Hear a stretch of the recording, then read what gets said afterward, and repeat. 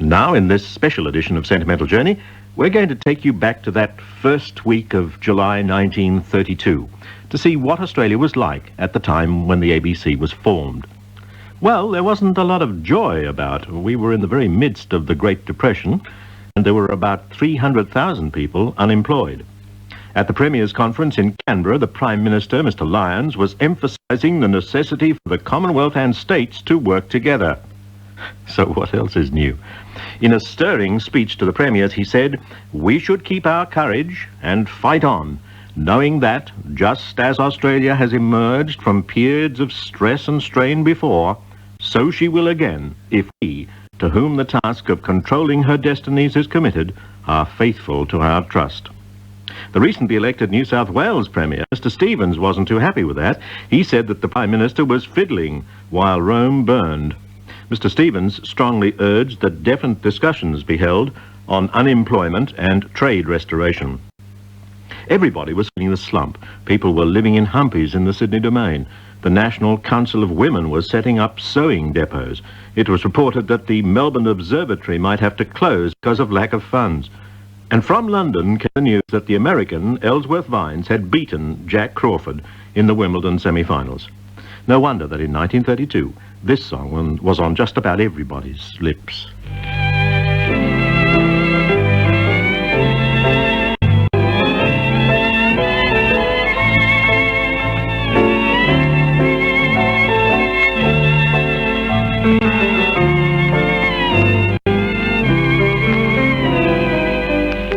What price happiness, what price happiness, who can truthfully say? But for every share, with tears we pay. Love is happiness, I've had happiness, but it ended one day. Now I look at life a different way. When skies are cloudy and gray, they're only gray for a day. So wrap your troubles in dreams and dream your troubles away until that sunshine peeps through. There's only one thing to do. Wrap your troubles in dreams and dream your troubles away.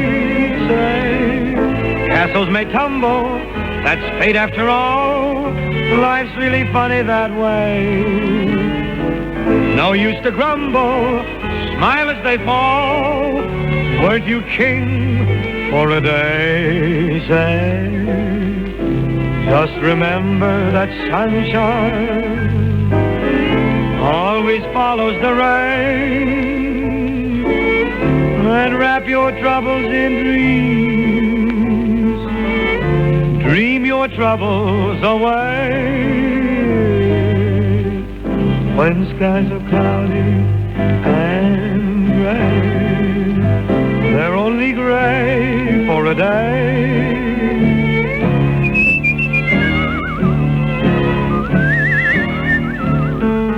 Whistle and dream your cares away until that sunshine peeps through. There's only one thing to do.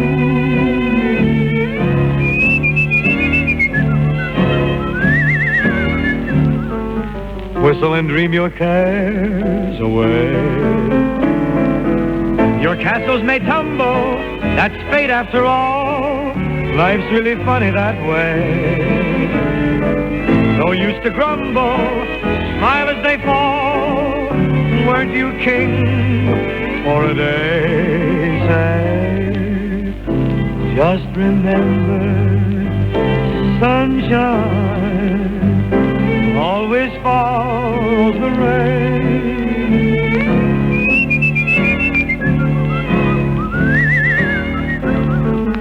Whistle and dream your cares away.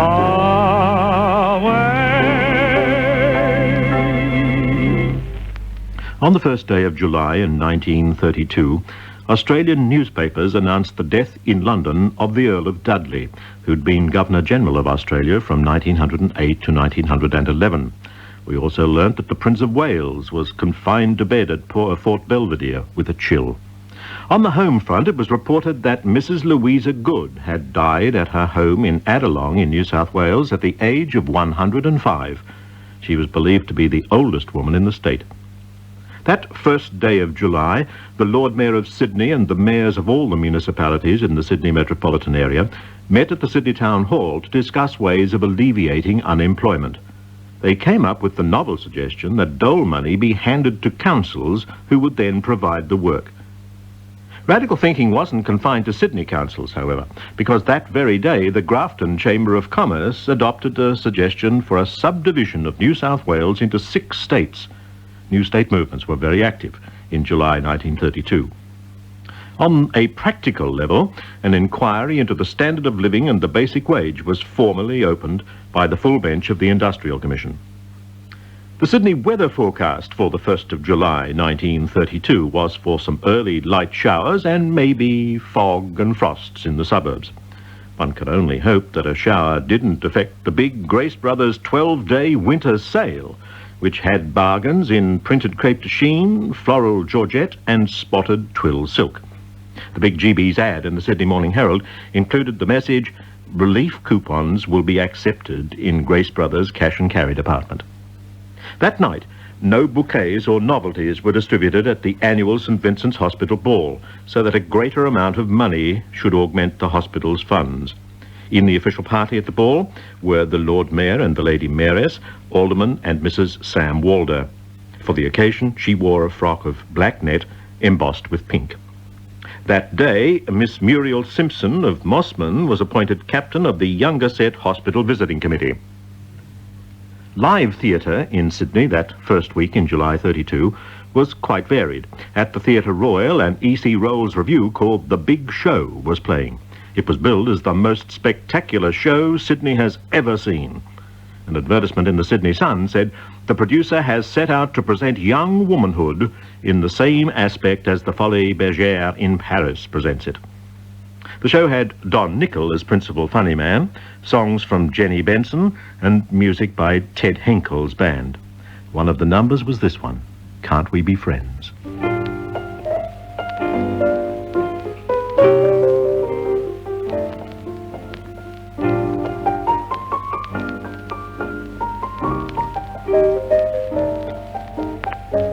I thought I found the man of my dreams. Now it seems this is how the story ends. He's gonna turn me down and say, "Can't we be friends?" I thought for once it couldn't go wrong. Not for long, I can see the way this ends. He's gonna turn me down and say, "Can't we be friends?" Never again. Through with love, through with men. They play the game without shame. And who's to blame?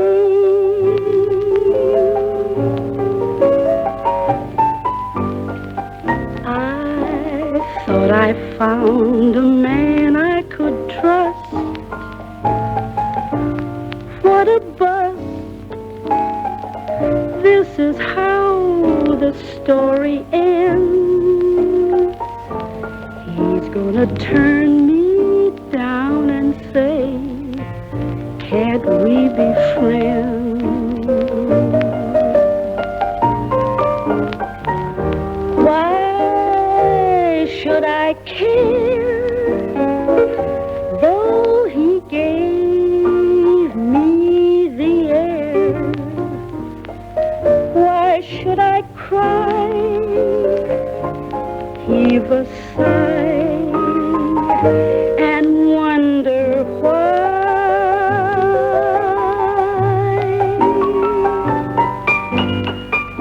I should have seen the signal to stop. What a flop. This is how the story ends. I let him turn me down and say, can't we be friends? Well, we found out what was on at the Royal in Sydney. At the Criterion Theatre on the corner of Pitt and Park Streets, the British actress Margaret Rawlings, famous for her starring role in The Barretts of Wimpole Street, was continuing a 3-month in a play called The Good Fairy. But it seems to have been anything but a kid's show. The police had objected to some of the scenes, and it was said men refused to take their wives along to see the play. Margaret Rawlings declared to the press, "It's a terrible thing that a delicate play like this should be judged by the standard of dirty sex." Also playing in that company with Miss Rawlings were some well-known names, including Gabriel Toyne and Barry K. Barnes, the latter a popular British film star in later years. On July the 2nd, Noel Coward's musical Bittersweet began its first Sydney run at the city's premier live house, Her Majesty's. Herbert Brown and Marjorie Hicklin played the leading roles of Sari and Carl. Also in the cast were Dorothy Dunkley and Roger Barry, plus 160 extras and nearly 700 costumes.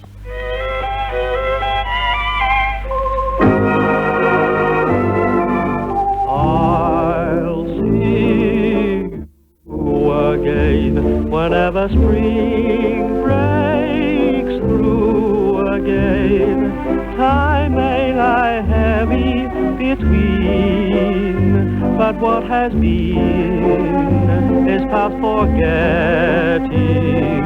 This sweet memory across the years will come to me. Oh, my world has gone awry, in my heart will ever lie just the echo of a sigh goodbye.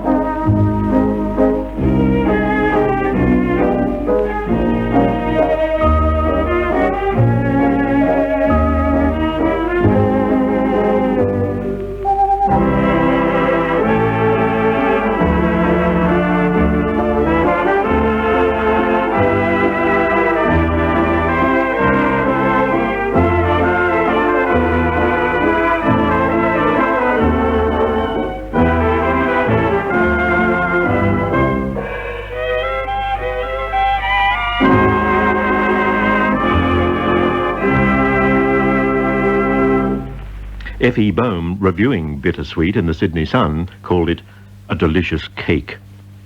Sydney's Grand Opera House down near Central Railway was dark in the first week of July 1932, but Queenie Paul and Mike Connors were on the point of turning it into the new Tivoli and initiating a policy of weekly change vaudeville. The Palace, after an honourable career lasting since 1896, had survived a period as a mini golf course and taken to showing double-bill feature films on their second runs. Live entertainment was not to return to the Palace for another 17 years. Doris Fitton's Independent Theatre was playing once a week at the Savoy Cinema. The Majestic at Newtown had already switched over to films a couple of years earlier. The old Nash, or National, later Fuller's, had become the Mayfair Cinema in March 1932. Another live theatre, the St. James, was showing films too, as was the Empire. At the St. James, Murray Dressler was appearing in the MGM drama Emma. Attorney for the Defence was showing at the Mayfair. The Man Who Played God with George Arliss was at the Plaza. And at the Prince Edward Theatre Beautiful, Ernest Lubitsch's 1 Hour With You starred Maurice Chevalier and Jeanette MacDonald.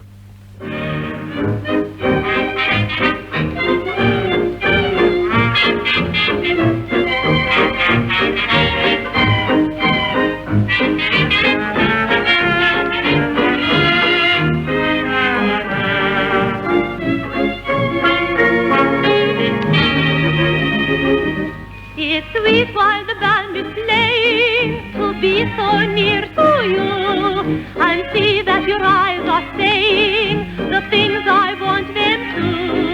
It's wonderful to be swaying to music of the dance, but I'd rather be obeying the music of romance. How I would love 1 hour with you, 1 hour of just being with you. Then you could say what you're feeling and concealing in your heart. Tonight when all our dancing is through and moonbeams shine on roses and dew, perhaps I may even feel that I love you too and dream of 1 hour with you.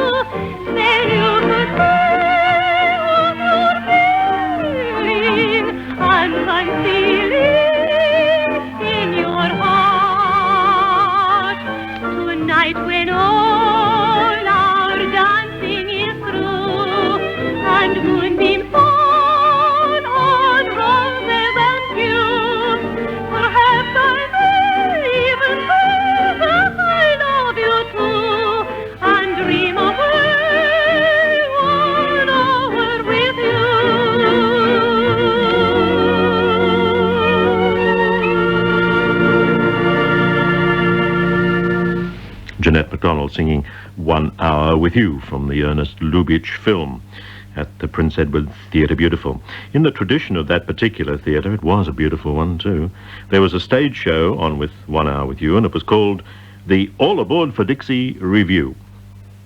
On that Friday, the 1st of July, 1932, the department store F.J. Palmer & Sons had a large advertisement in the Sydney Morning Herald for the Arrow Palmer Box 5, an amazing radio set guaranteed to give interstate reception. What's the matter? Local station's not good enough for you. The price was £19.5, no small amount in those days. The same edition of the paper announced that the control of broadcasting of 12 stations had been transferred to the new Australian Broadcasting Commission. An editorial in the Sydney Morning Herald advised that the Commission would do well to keep out of the studios all artists and combinations of instrumentalists except the best available performers. It went on, listeners will await the results of its efforts with interest, and having given it a chance to establish itself, will not be slow to criticize if the necessity should arise. They haven't been over the years. Well, the Sydney Morning Herald couldn't possibly have had any complaint with the impeccable programming of the first day. In Sydney, it was a sort of mixture of Barnabas von Getschy, Beryl Howard, Paul Whiteman, Clive Amadio, Richard Tauber, and Peter Dawson.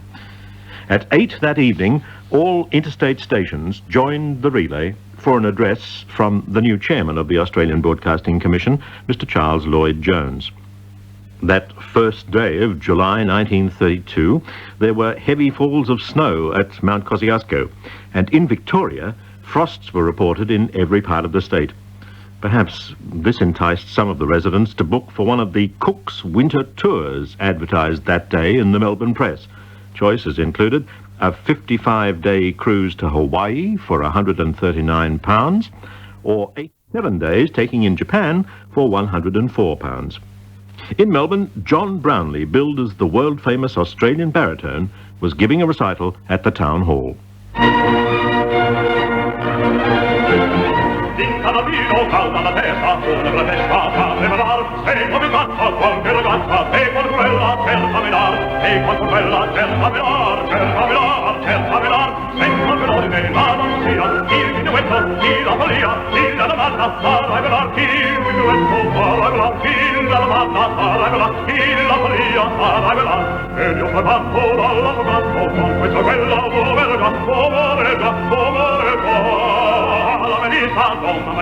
Una decina deve aumentar, alla venista una decina deve aumentar, e non tanta qualche ragazza che per quella che aumentar.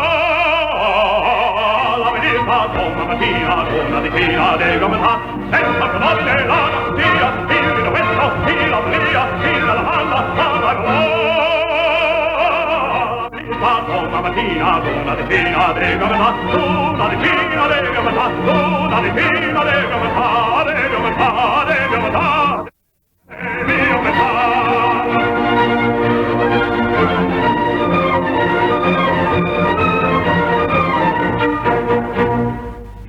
John Brownlee, still I think one of the greatest Giovannis.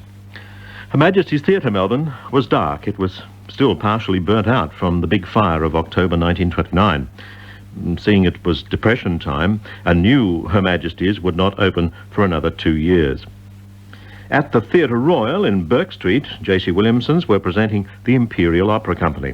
The season opened on the 2nd of July with a gala vice-regal performance of Aida. At the King's, the prestigious Louis Casson Sybil Thorndike Company was in residence. The first week in July saw the end of the opening production. The play was Bernard Shaw's St. Joan, with Dame Sybil playing the part of the heroine. Do not think you can frighten me by telling me I am alone. France is alone. God is alone. And what is now that the loneliness of God is his strength? What would he be if he listened to your jealous little counsels? Well, my loneliness shall be my strength too. It is better to be alone with God. His friendship will not fail me, nor his counsel, nor his love. In his strength I will dare and dare and dare until I die. I will go out now to the common people and let the love in their eyes comfort me for the hate in yours. You will all be glad to see me burned. But if I go through the fire, I shall go through it to their hearts forever and ever. And so, God be with me.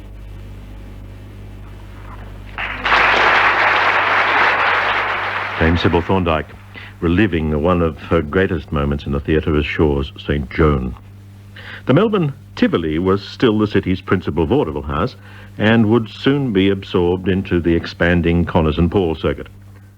Theatres like the Gaiety and the historic Princess had already switched to films. And talking of films, at Hoyt's Regent, Louise Dressler and Minnie Gombel were appearing in Stepping Sisters. At the Lyceum, Douglas Fairbanks Jr. was in It's Tough to Be Famous. And at the Majestic, Johnny Weissmuller, the former Olympic athlete, was rescuing a helpless Maureen O'Sullivan in Tarzan the Ape Man. One of the great rages of 1932 was ballroom dancing. At Leggett's, right at Prahran Station, they were holding an interstate competition. Leggett's proudly billed itself as the largest dance studio in Australia. But I'm afraid we shall never know who won the dainty frock competition on that July night of 1932, unless it was one of you listeners. At the St Kilda Palais de Danse, they were glimpsing the gay 90s, and at the famous Green Mill, people happily paid 1 shilling admission to glide around the ballroom.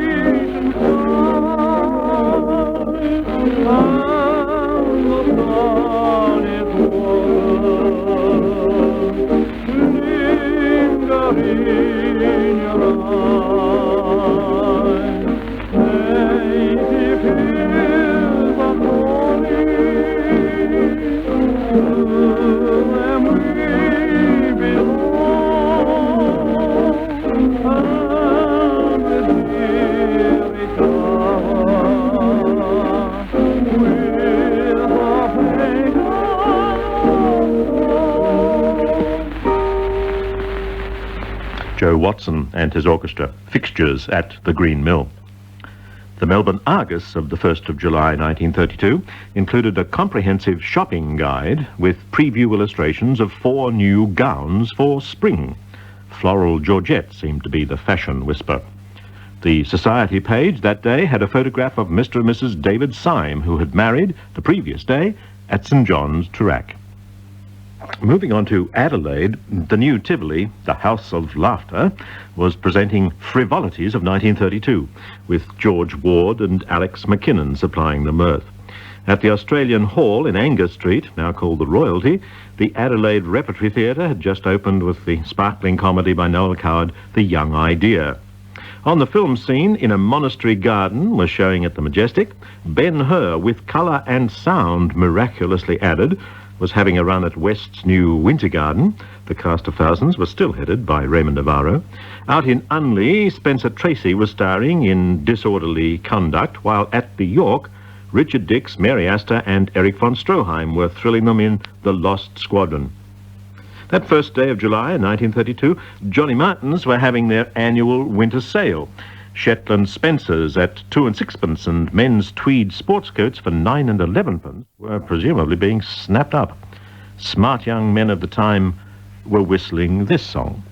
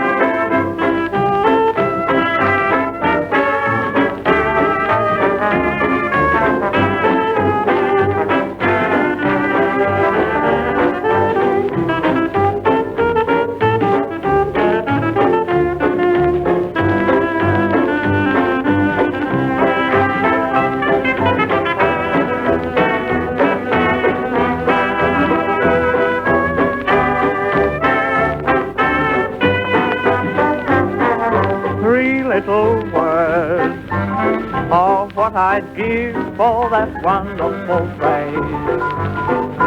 To hear those 3 little words, that's all I'd live for the rest of my days.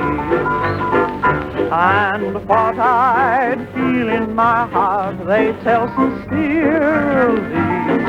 No other words could tell it half so clearly. 3 little words, 8 little letters which simply mean I love you.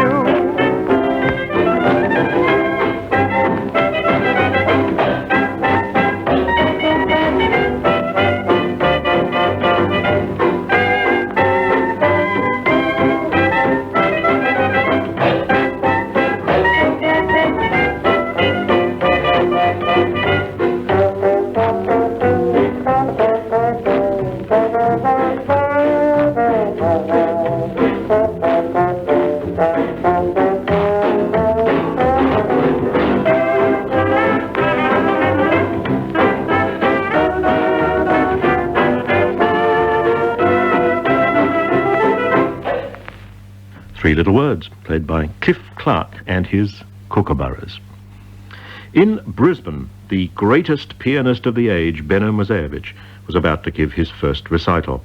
An advertisement in the Courier Mail was quite lyrical.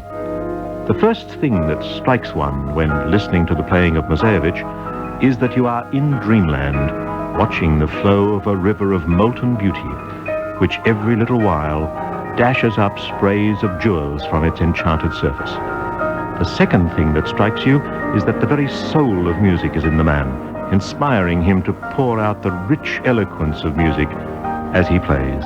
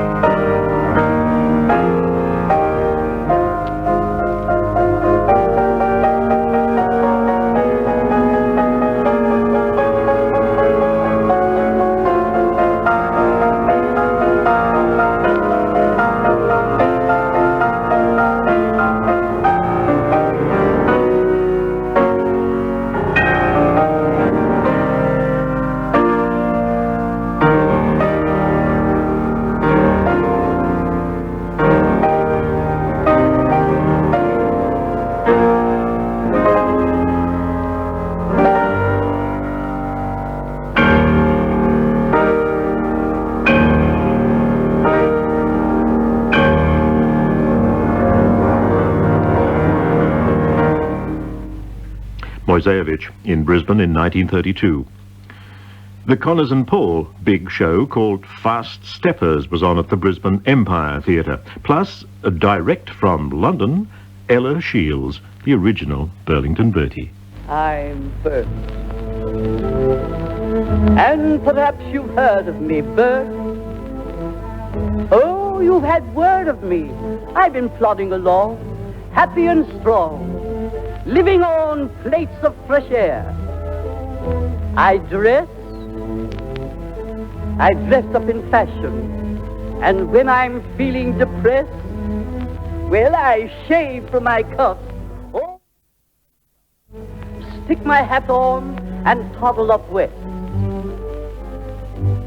I'm Burlington Bertie, and I rise at 10:30.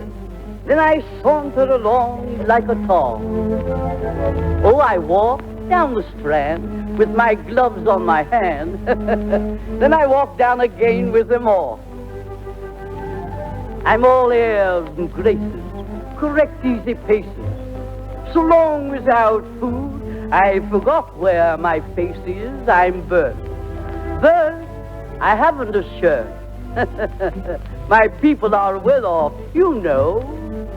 Nearly everyone knows me, from Smith to Lord Rosebery.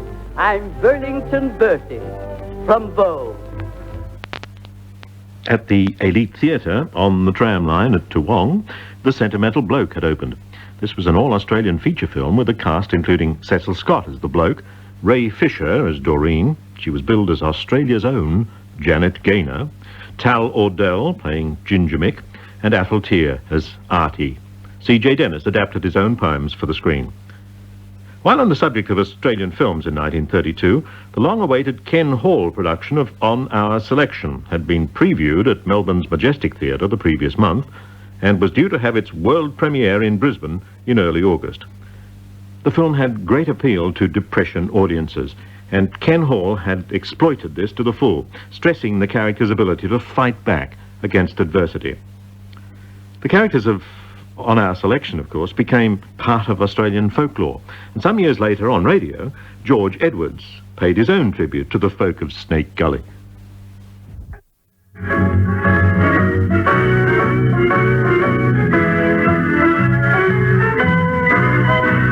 The dog sits on the tucker box 5 miles from Gundagai. It's famous, I'll admit, but I don't mind a bit. There's a place that's very dear to me.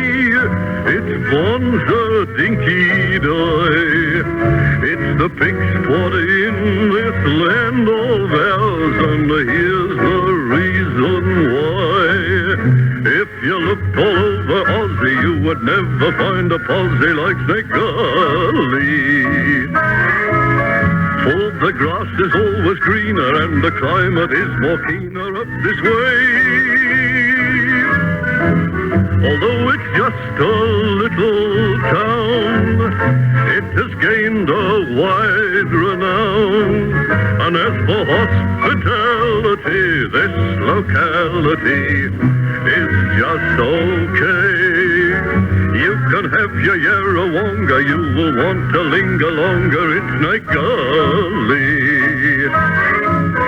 As for girls, it's just a pity, they're so sweet and oh so pretty, it's a shame.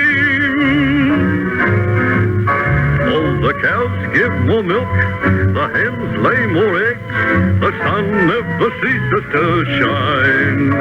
If you looked all over Aussie, you would never find a posse like Snake Gully, home of mine. You can have your Yarrawonga, you will want to linger longer in Snake Gully. As for girls, it's just a pity, they're so sweet and oh so pretty, it's a shame. All the cows give more milk, the hens lay more eggs, the sun never ceases to shine.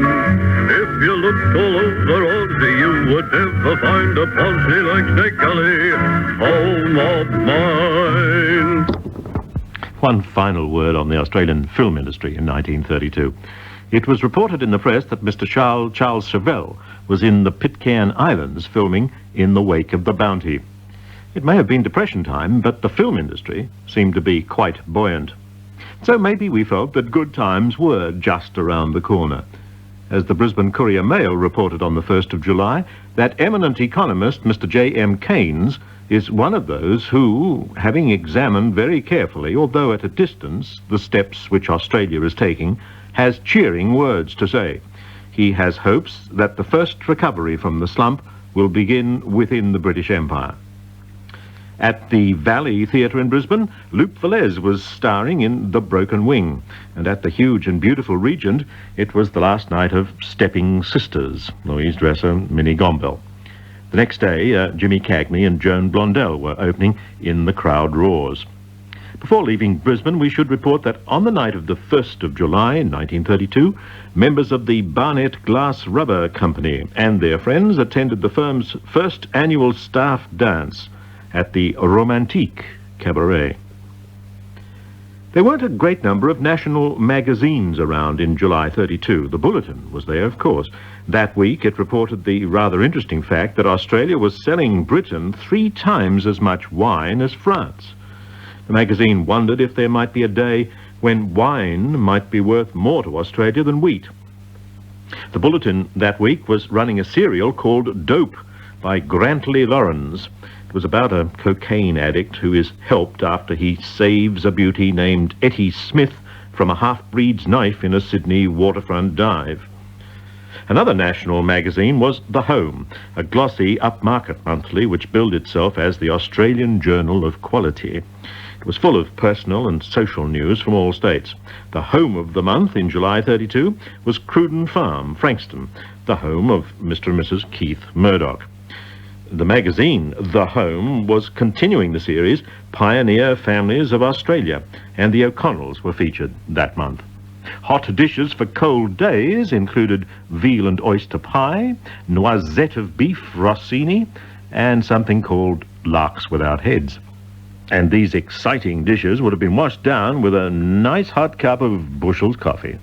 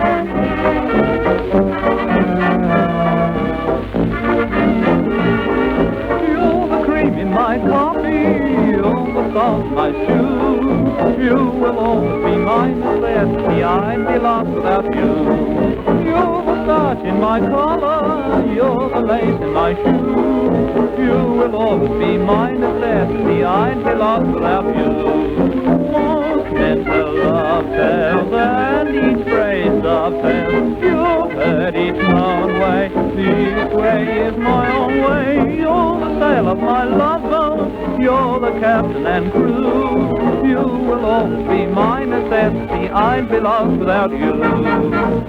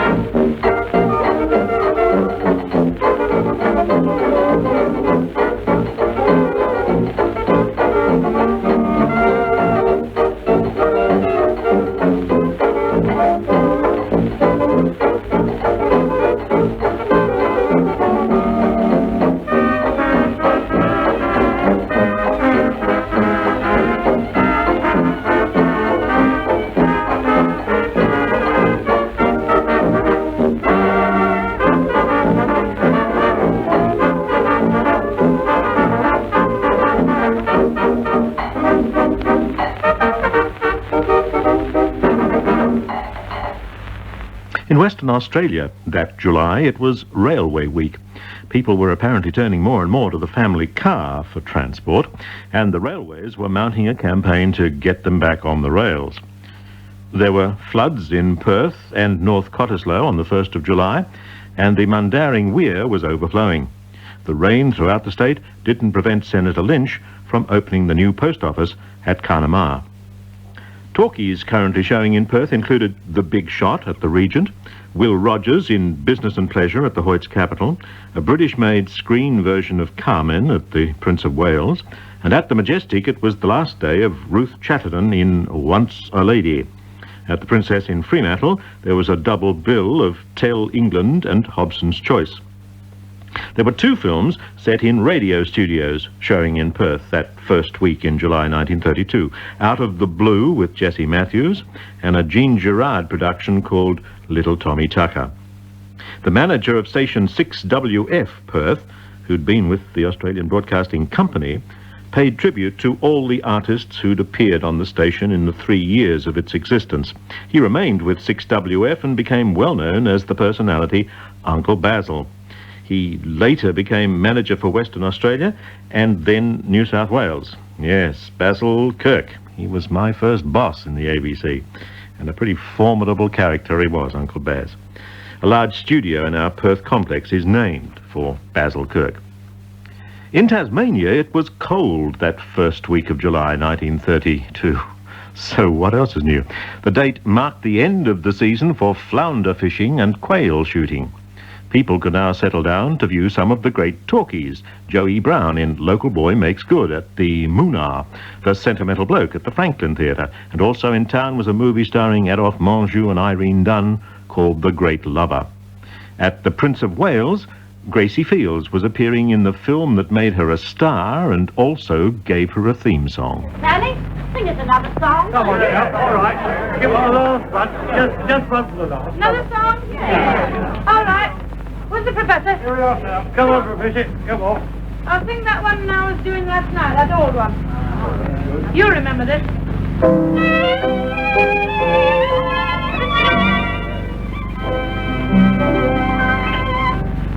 Sally, Sally, don't ever wander away from the alley and me. Sally, Sally, marry me, Sally, and happy forever I'll be. When skies are blue, you're beguiling, and when they're gray, you're still smiling, smiling. Sally, Sally, ride over alley.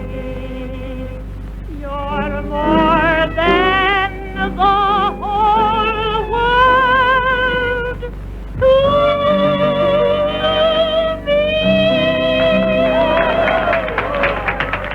On the first day of July 1932, a total of 12 stations were transferred to the control of the Australian Broadcasting Commission.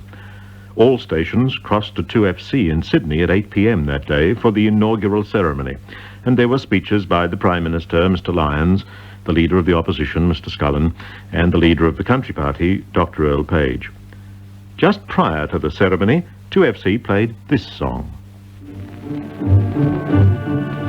Drink in the North Sea, grimly prowling, bedding his dear revenge's dick. Watched with the sea dogs round him growling, galleons drifting wrecked by wreck. Get out and pay for England's neck, beggars and fathers, saint and chain. Yonder the devil and all go howling. Devon, no Devon, in wind and rain.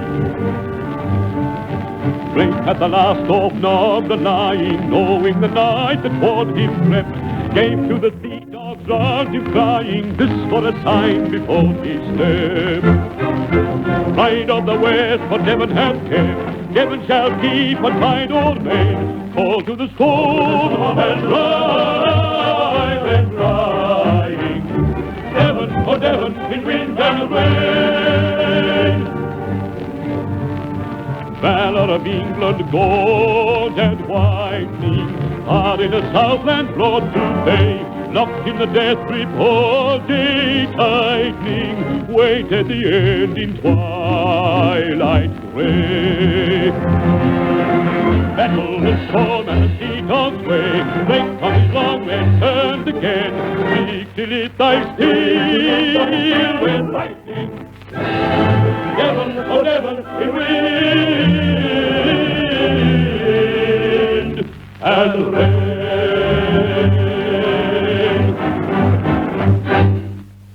Peter Dawson and Devon O' Devon. Some other artists on our first day were Dame Clara Butt singing Trees on 5CL Adelaide, and Gladys Moncrief doing Dance Away the Night on 4QG. 3LO played a variety of recorded music. Anona Wynne sang Sweet Ukulele Maid. Rudy Valley crooned Every Moon's a Honeymoon. And the Sunshine Boys sang two Jack O'Hagan songs. On the Melbourne sister station, Gil Desch and his orchestra played The Love Dance. Jay Wilbur and his band sing a little jingle. And in the afternoon, the new Mayfair Dance Orchestra played a medley.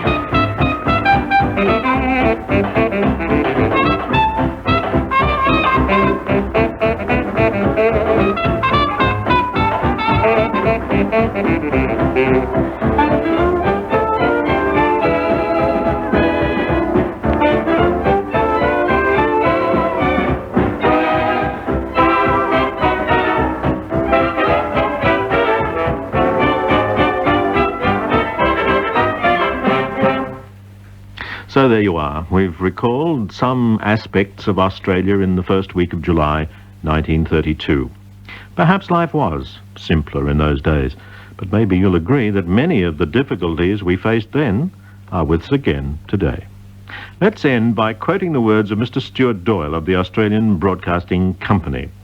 Speaking the day before control was transferred to the Commission, he said, "The history of Australian government enterprises has not been a happy one, but I hope that the new Commission will prove the exception to the rule."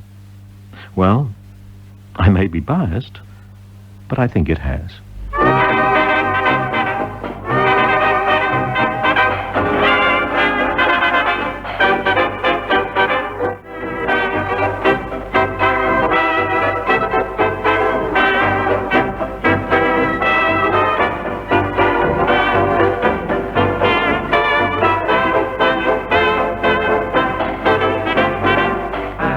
Days are here again, the skies above are clear again. Let us sing a song of cheer again. Happy days are here again.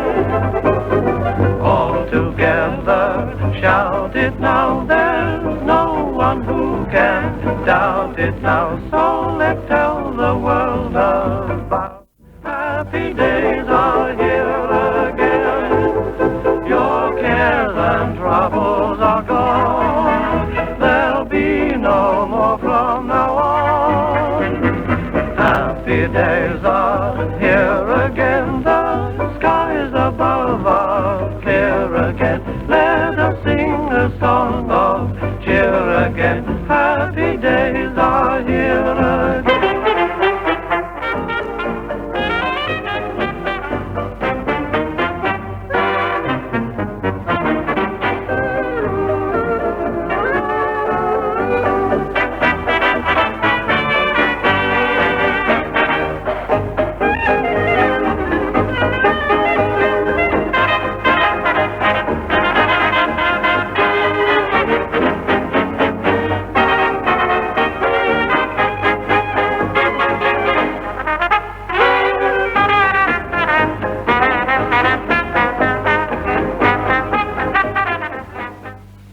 ABC Radio 1 and 3, Eastern Time is 9 o'clock.